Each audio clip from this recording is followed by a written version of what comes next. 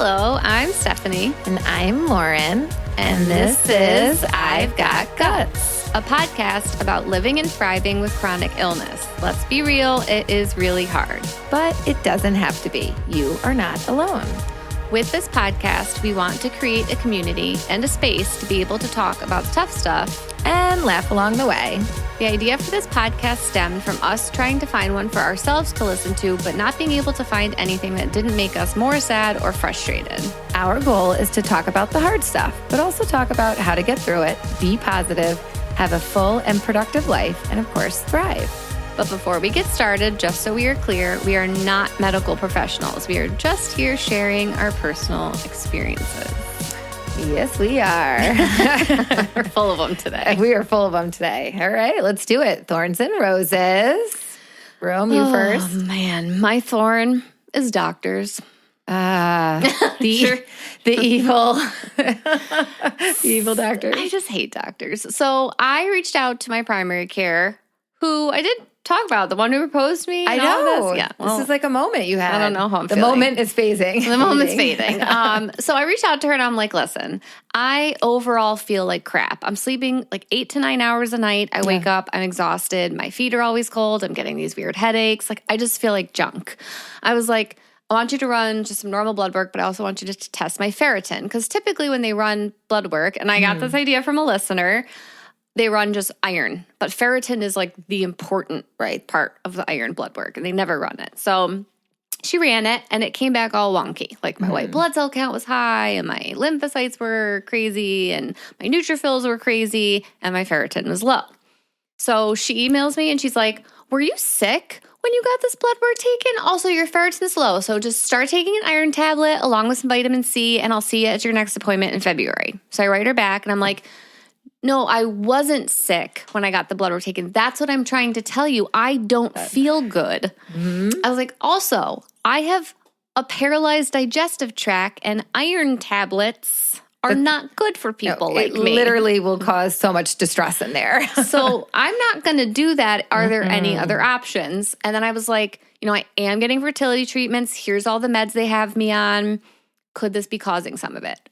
She writes me back. Her response is, why don't you reach out to the fertility clinic and let them know about your ferritin? Maybe they could do something for you because it could be impactful on your future child. I was like, what? Is this your response? Like, she's your primary care. Like, she's your point person. She needs to be navigating this for you. So I happened to have an appointment with my fertility acupuncturist last night, who's like amazing. And I'm like, could you just look at my blood work? And she looks at it and she goes, well, all these things that are off suggest either inflammation or infection. Mm-hmm. And your ferritin is low.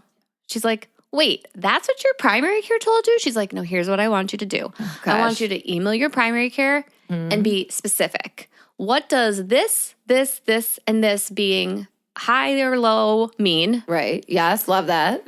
Is it bad or good? She goes, let her tell you specifically if it's bad or good. And then I want you to email your gastro, ask her to look at the blood work, and ask her if she can get you iron infusions. Mm-hmm. And then ask her if you should be on prednisone, because turns out prednisone is a steroid, and I forget that steroids cause thrush in the esophagus. Oh, gosh. And prednisone is just like the fertility clinic I met. It's just like blanket protocol. They give it to everybody. Right. So she's like, have your gastro say, like, I don't actually want you on prednisone. And then I want you to reach out to the fertility clinic and be like, I can't be on prednisone. Mm-hmm. Yeah. So I haven't gotten any responses yet, but I did send out all those messages today. But I'm feeling frustrated because I know something's a little bit off in my body, and I want to figure it out before I get into all this fertility stuff. Like, you were literally trying to get your body to be the perfect environment to grow this human, right? Like, you need to be feeling good, and you need to make sure your blood work is good. This is what I mean when you need to be your own freaking advocate. Like, these doctors do the bare minimum. Yes, they so do. It's so ridiculous. So frustrating, Rome. Well, and your thorn is kind of health-related as well. So my thorn actually has been like a thorn that's been thorning for like 2 weeks. Yeah, it really has been. So it started where I lost my voice, and we couldn't really record, I guess, because it was so raspy then. Yeah.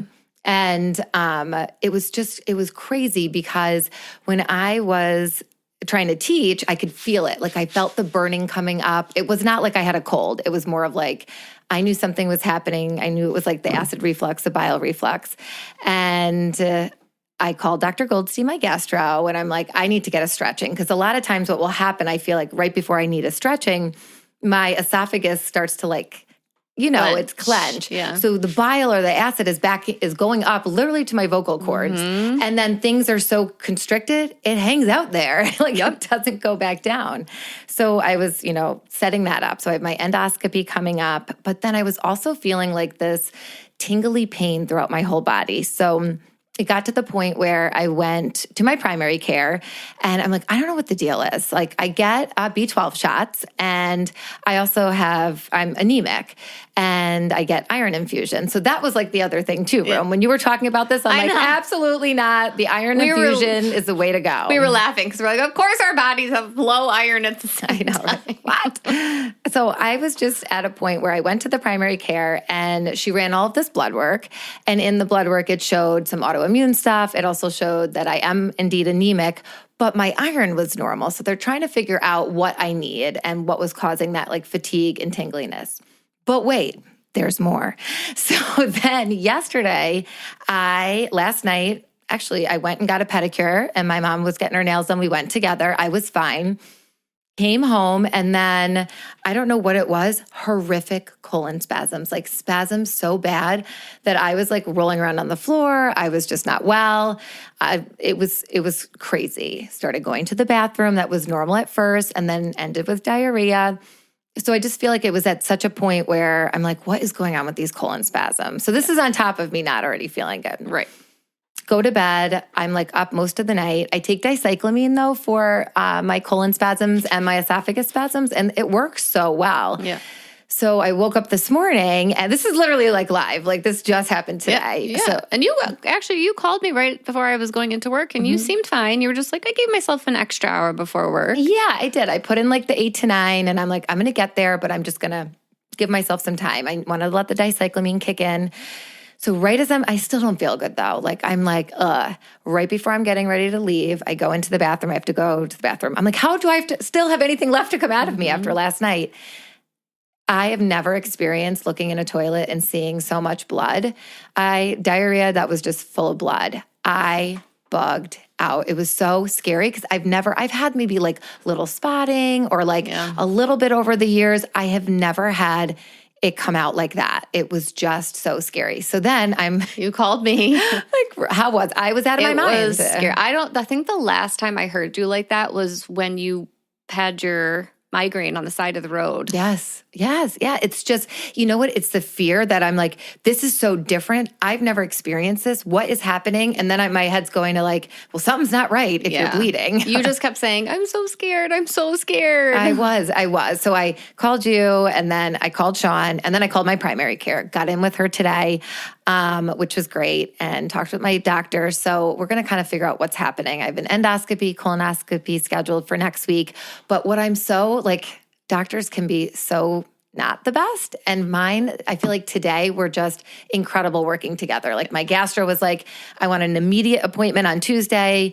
I want to talk to you Wednesday. I'm going to move up your endoscopy. And then my primary care was like, I'm going to order a CAT scan for tomorrow. So just everybody was collaborating in such a beautiful way. I'm very grateful for that. You have a dream team. I am very, very lucky. I don't even know what the bomb squad. They're coming in and nobody's aligned and everybody's on a different page.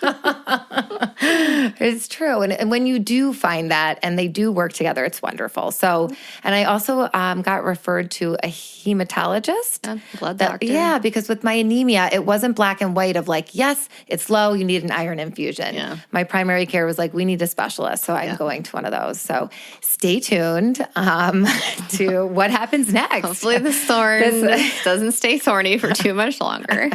Oh, these thorns. All right, let's do some roses. Rose, this country was real cold this week, and because of that, we got a cold day. So for those of you who are listening and you're like, what the heck is that?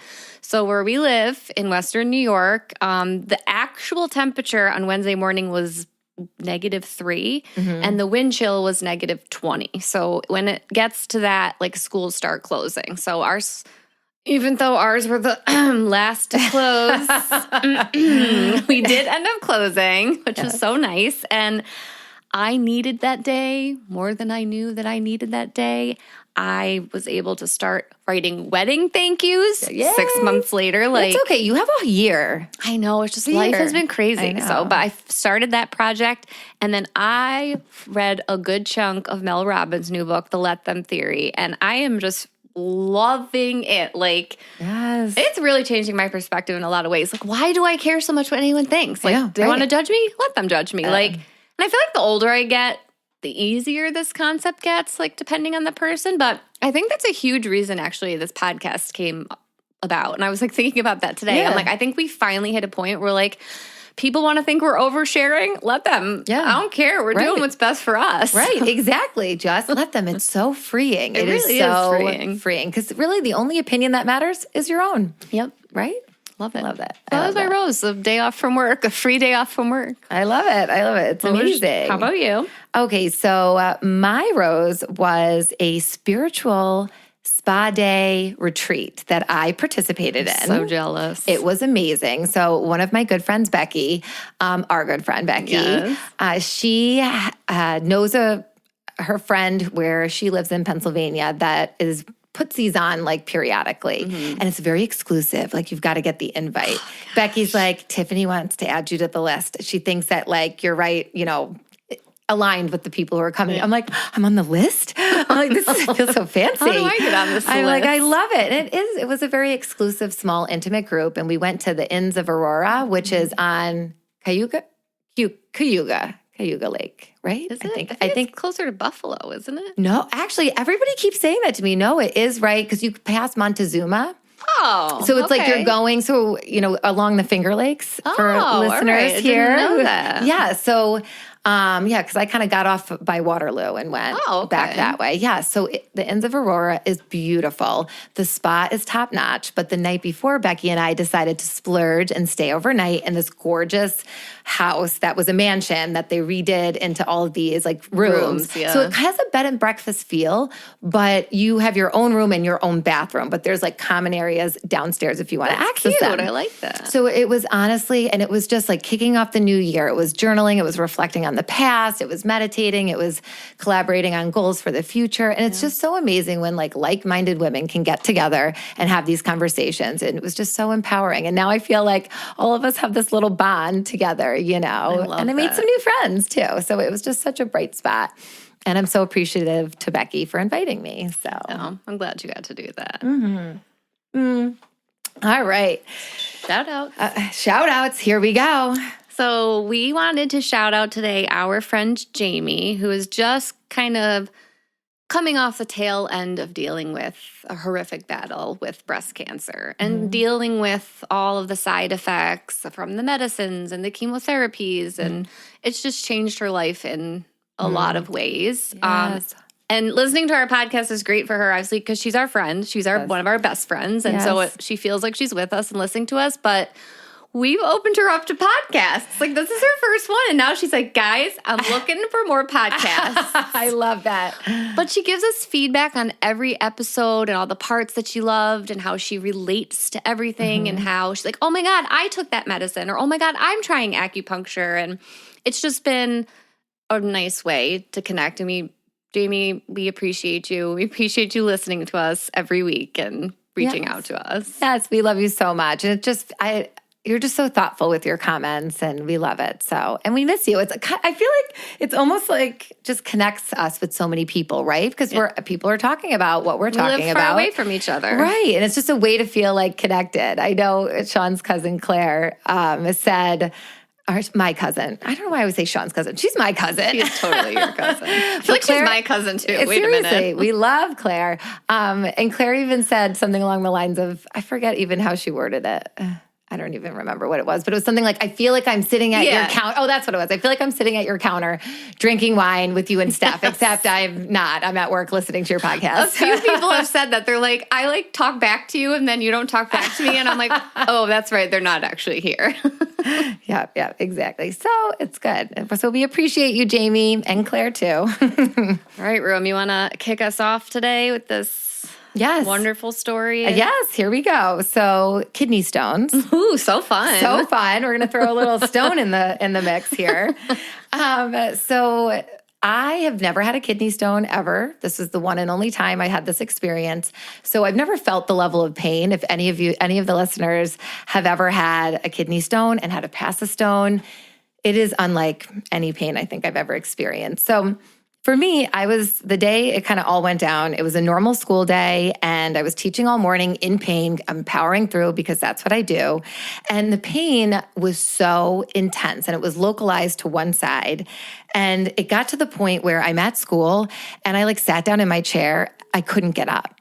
I was like, I can't move. This pain is horrific. So, oh my God, I remember. Oh my gosh, this is oh yeah.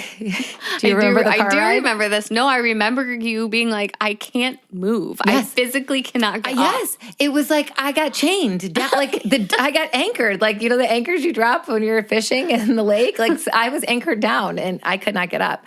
So I'm at school. I've got all of these students I'm teaching.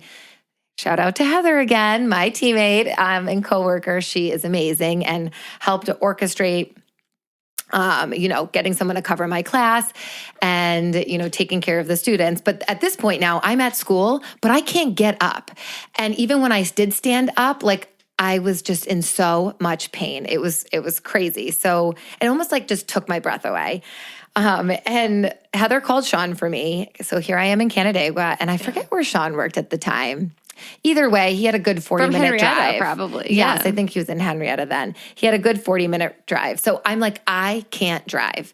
I couldn't, there's no way. I had to contort my body in such a way to alleviate the pain. I was ready to come and get you. Yes. Sean couldn't come and get you. It was so crazy. So Heather calls Sean. Sean comes and picks me up. I have to leave my car at school in the parking lot, which normally whenever I have these episodes at school, I usually can drive. I can power through, I can drive. There is no powering through this pain. Didn't Sean have to put you in the back seat? Yeah, so Sean rolls in and I am literally, I couldn't sit in the front seat because I couldn't sit normally. And he's like, well then just get in the back. So I'm in the back on all fours, on all fours in the back seat. I mean, this is not some X-rated thing that was happening. It was just me. I don't mean to laugh at you because you were in so much pain at the time, but it really is funny. I'm picturing you Kenzie, on all fours in the back seat, I was looking out the window. Sean could have rolled it down. I would have stuck my head out, tongue in the air.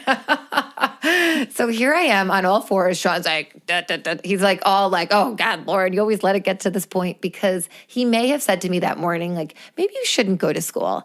I'm fine. I'm going to school because when you have chronic illnesses, it is your nature to power through until you can't, right? And whoopsies, probably shouldn't went to school that day. Probably not. So here I am on all fours in the back seat of the car. And Sean was bringing me right to my primary care at this point. So I called and she's like, come right in. If you can't sit down, come in. So I went, got there, peed in the cup, and they know from your urine sample that I had a kidney stone. So I went home and she gave me some pain meds. She's like, you got to pass this baby. I'm like, I think they also did an x-ray too. So they saw where it was. So you're going to pass this baby. I'm like, I'm going to pass this baby. I was bugging out. What is it going to be? Is it going to be a big rock? What is it going to look like? Will it, I just had so many questions. So they sent me home. I'm on some pain meds, managing it with that at home. Then it got to the point where it was so awful. And she even said, she's like, as the stone is navigating its way out, she's like, you may see a spike in pain. And if it gets to a certain point, you have to go to the ER. So it did get to the certain point that I was out of my mind. Thank goodness I went to the hospital, because I got there. They checked me in and they gave me whatever painkillers through the IV because the oral painkillers were not working. No, yeah. So they did that. I did end up passing the stone when I was there, and I happened to be on the pain meds. So I didn't actually feel passing it. So thank God. Thank gosh. So they get me all set. I pass it. They send me home. And then after that, that was when they called me back. Do you remember? Oh, yeah. Yes. They called me back because my D-dimer levels were high again. So sometimes with your D-dimer, it's a level that they can test in your blood. If that's elevated, you could have a blood clot. So again, they thought my D-dimer was high again. This is probably the third time They made me go back to the hospital. And I passed out. I literally passed out from the stress, the anxiety of it all, the pain. It was insane. It was insane. But in the end, the D-dimer was it was off a little bit. Sometimes it can be off with blood work, but they have to take precautions of like get you in for a CAT scan, make sure you really don't have a blood clot anywhere. So I was cleared to go home, healed from the kidney stone, and I learned my lesson that if you are in a lot of pain, don't go to work. Don't go to work. And I also learned a great strategy. If you're in a lot of pain, you can be on all fours in your back seat while you get driven somewhere for help. And hopefully this is the only time you ever have to deal with something like this. Yes. So that was my kidney stone journey. Oh, boy. What do you got for us today, Room? First, let's do a fertility update. Yes. So many people. So some of you follow us on social media, and if you do follow us on social media, I did give a little update because so many people were asking questions because I talked so much about our IUI and all of that. So the IUI did not work, which was hard for me. I had all this Christmas hope inside of me. I know. But that's okay. I mean, we knew our chances were really low with that. Right. And that's okay. So I waited till I got a period. I did go in for testing and everything, and they were like, girlfriend, your hormones are all over the place. Oh. I already had those of you who aren't in the fertility world are going to be like, what's the difference? But I already had 8 follicles growing. One of them was 11 millimeters. One of them was 8, and the best were 4. And when you're about to go into an egg retrieval cycle, you don't want that. You want all your follicles to be small and at the same rate of growth. Okay. Because you really want them to all get to the same size at the same time so you can trigger them and they can go in there and they can take those suckers out. Okay. The eggs out. Right. So they basically have me doing a priming cycle right now, which is just, they have me on all these medicines that are leveling out my hormones. And I love this. For those of you who don't know, I used to be a synchronized swimmer. They call it artistic swimming now. I will forever call it synchronized swimming. But I'm synchronizing my follicles right now. So from the pool to the uterus. I love that. So I have to do that until February 9th. And then hopefully we can start stimming medication and go right into an egg retrieval cycle. I love it. This is so exciting. Yeah. And you're getting your body ready. I am. To receive. It's not fun. Not fun.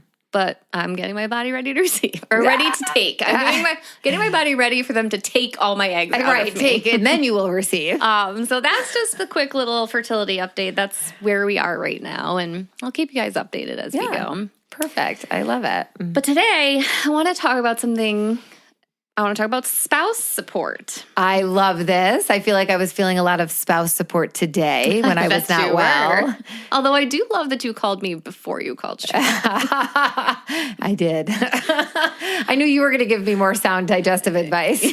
Sean would be like, oh, here we go. So a few weeks ago, a couple of our listeners sent me the same exact article. And I was like, okay, this is obviously a thing. Yeah. So I read the article and I was definitely intrigued, and I feel like it is an important topic to cover on this podcast. And the article was called, "For Young Adults, Caregiving Isn't Just Hard, It Can Shape Your Life." And the article is from NPR, and it was written by Kat McGowan.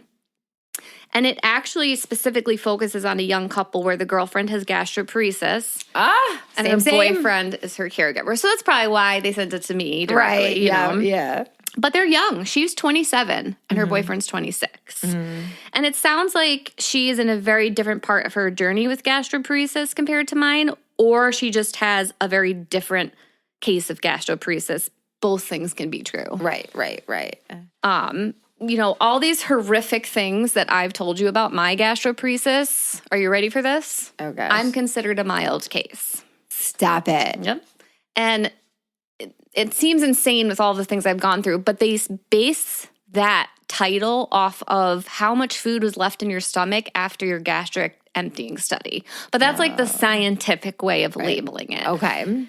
In my years of support groups of gastroparesis, it's a very, very different story. Like, it doesn't seem to matter what the test says. Each case of gastroparesis is unique to the person who has it. Right.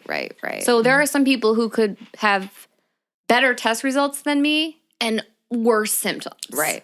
Like, so it's kind of just muddy. Yeah, weird how it works.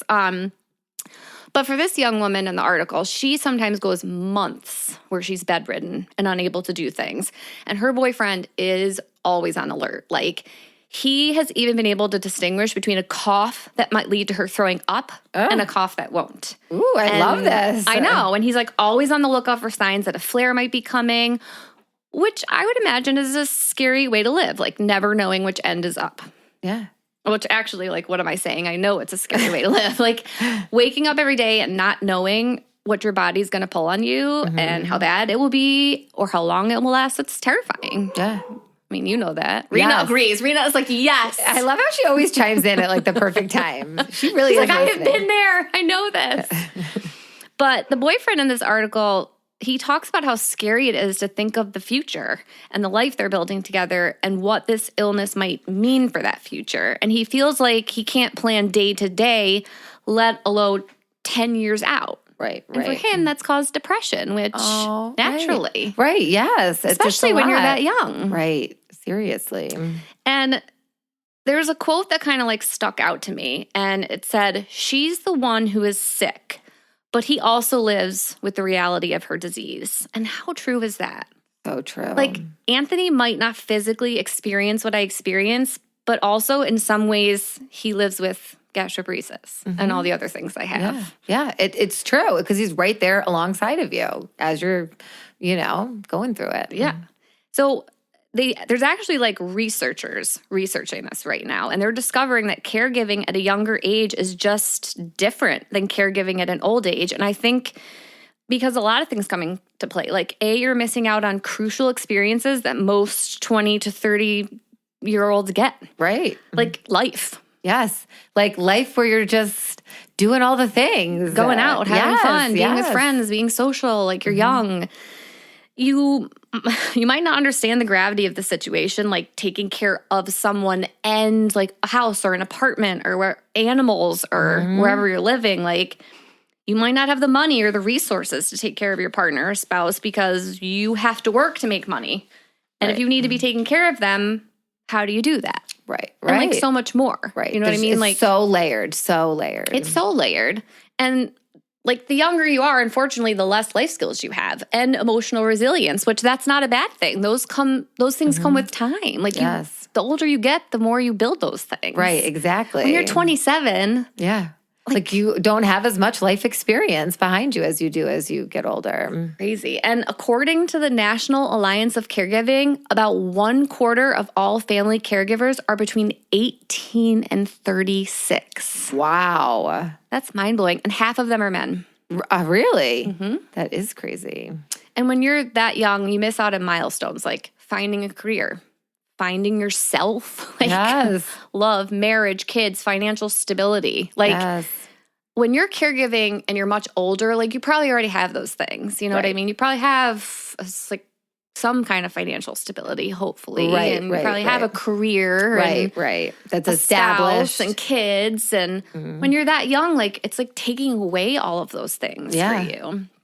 But reading this article, which is amazing, and I highly suggest reading the whole thing, and we'll link it in our show notes, it really got me thinking, like, what does it feel like to be the caregiver? Yeah. Like, I was the caregiver for my grandma when she got sick at the end of her life. And I remember just feeling like I was living in a bubble, but she was my grandma, and I had the help of my mom. And I think it hits a little different when it's your spouse or your partner. Yes, it is. It's just a different relationship, a different type of closeness and intimacy that I think you have with your significant other versus a grandparent. It's just a different vibe. And Anthony really he missed my really dark, bad days, and the episodes he has witnessed have been nowhere near what their potential is. Yeah. I know I'm scared for him if and when that does happen and how that will make him feel, because when I'm down and out, I'm like down and out. I can't walk, Rena. I can't clean. Most of the time, I can barely move. And I know the heaviness he's going to feel seeing me like that. But then on top of that, he has to be the sole caretaker of our entire home and our animals. And we're trying to have a child. And it adds a whole new layer into it when there's a kid in the mix.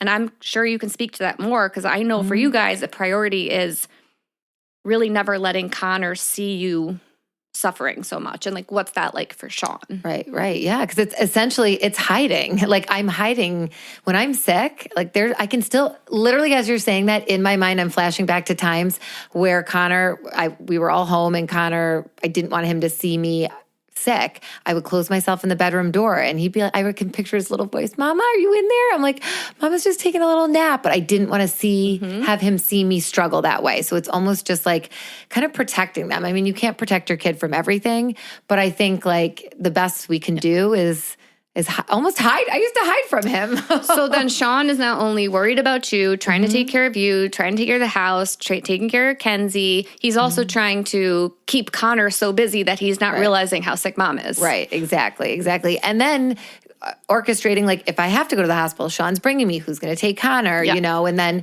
there's been times where I've been in the hospital. Do I have Connor visit me? Do I not? Like, it's just so many things. But in the end, I feel like we get through it. Because like Sean said, it's the only way. We have to. We have no other choice, right? But to do all of these things. I know. So I also know like on the few days that I have woken up like throwing up or nonstop going to the bathroom, like the look on Anthony's face when he has to actually go to work and not like stay home and take care of me is brutal for me to see. Like, yes. And I can't imagine how that actually feels for him. It's like, do I go to work so we can actually pay our bills, or do I stay here and take care of her because what if she passes out? What if she falls? What if she needs to go to the hospital? And I can't imagine like long term the toll that takes on your partner or spouse emotionally. Yes. Yeah, absolutely. It does. I know I feel it, and I see it with Sean too. I mean, the only difference is, and I think we've said it before, I mean, Anthony knew what he was getting himself into reading your blog. Sean had no idea. Yeah, like Anthony. Surprise! I have a crazy digestive tract. Went into this fully knowing every aspect of my health, and he was not scared. I mean, he proposed after a year of being together, so clearly I didn't scare him.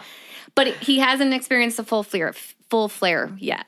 I mean, he experienced me when I had my tonsils out. Oh yeah. I was a monster. And that was a tough time. I wouldn't get out of bed. I wouldn't eat. I wouldn't drink. I cried a lot. He handled me like a pro. He even actually called my dad to come over to try and talk me out of being a curmudgeon. It didn't work.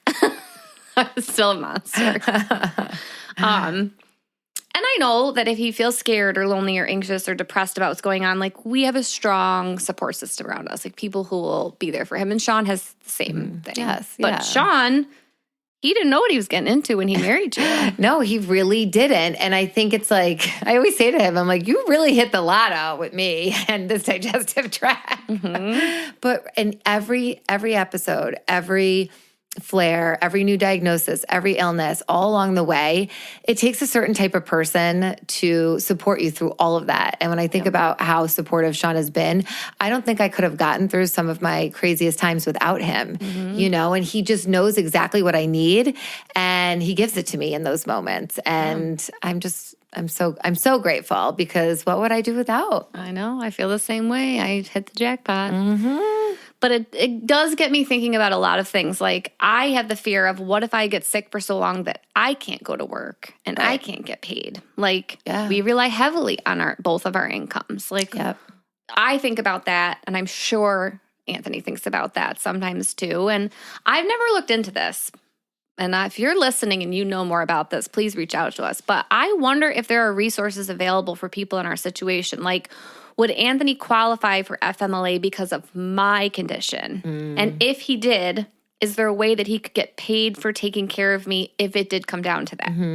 Like, you know what I mean? Yeah, it's like trying to like work, essentially unpack the system to see if it's something that would work for you guys if you needed it. If it ever came to that point. Because if you think about it, if your spouse or partner has a chronic illness and let's say they hit like a really bad point, they have to manage all the overhead things, cooking, cleaning, grocery shopping, animals, kids, and then you have to manage your spouse or your partner. So pain management, hospitalizations, ordering and picking up medicine, organizing that medicine, doctor's appointments, possibly helping them shower, clean, change, get in and out of bed. Like, it's a lot. It's a lot. And it's a lot, I think, too, because with both you and I, it's like we have these flares, we have these moments, and it's sometimes it's multiple times of a year where we find ourselves in situations where we're not feeling good. We have a flare, and it can take a toll. And our bodies don't plan. Right. So it could happen during a holiday. We're supposed to go away for a special trip, and it affects it. And then how does Sean feel? How does Anthony feel? Like we're missing out on going to do this. Something. Right, because we're canceling. And it's a bummer, But, I shouldn't really say that. Sean's not that social, and he's actually all set. He'd be fine. He's got enough friends, he tells me. So I feel like he'd be fine with that. But imagine if it was like a concert. You guys were both really looking forward to it. Right, or exactly. like something like that. Something you know what fun I mean? and special. Absolutely. So, But it's a lot to think about. And for you guys to look forward to, the next episode will actually be us interviewing Anthony and Sean to get their perspective on these things. Because right now we're both just like, I wonder how that feels. I wonder how that feels. But we're going to sit them down and we are going to ask them the hard question. Yes, I can't wait. Let's put them in the hot seat. Woo!